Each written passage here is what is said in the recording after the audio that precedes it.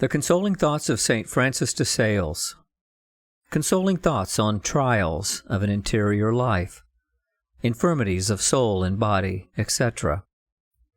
Chapter 9.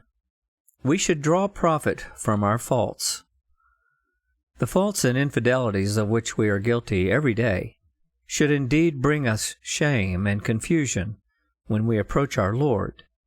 And thus we read of great saints like St. Catherine of Siena and St. Teresa, that when they had fallen into any fault, they experienced much confusion.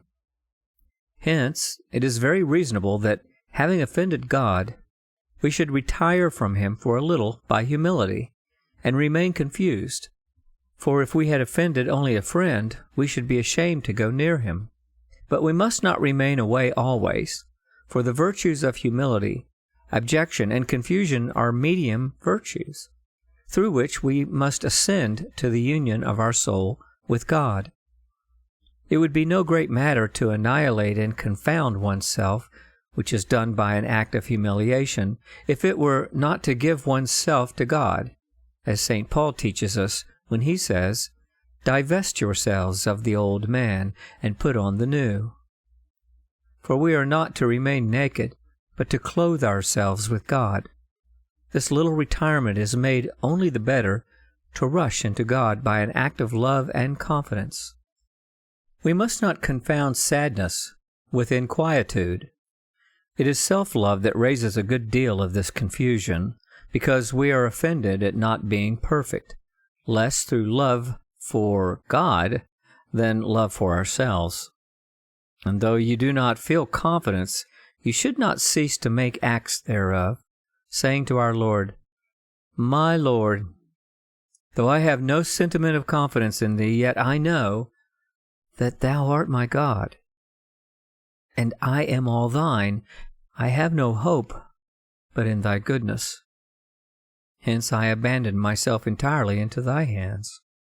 It is always in our power to make these acts, and though we may have some difficulty, yet there is no impossibility in the way. And it is on such occasions that we show our fidelity to our Lord.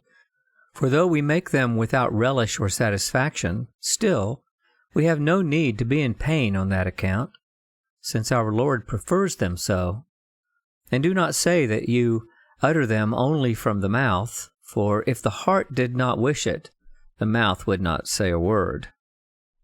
Having acted thus, remain in peace, and without attending to your trouble, speak to our Lord of something else.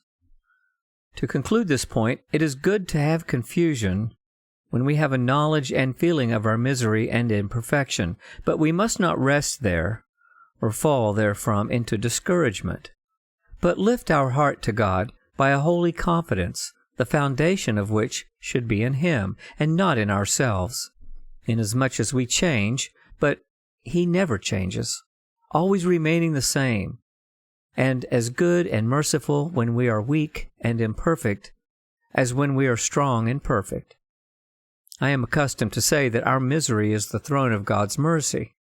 We must, therefore, as our misery is great, have so much the greater confidence. To be a good servant of God is not to be always consoled, always in sweetness, always without aversion or repugnance for virtue. If it were, then neither St. Paul, nor St. Angela, nor St. Catherine of Siena would have properly served God. To be a good servant of God is to be charitable towards our neighbor, to possess an inviolable resolution in the superior part of the soul to follow the will of God, to have such a profound humility and simplicity as will make us confide entirely in God, and rise again when we fall, to endure patiently ourselves and our abjections, and to endure tranquilly our neighbors and their imperfections. Certainly, when we take occasion from the sight of our imperfections to become humble, we gain considerably by our loss, inasmuch as the profit we make by advancing in the excellent virtue of humility is a rich reparation for the damage sustained by our frailty. Here ends the reading, and thanks be to God.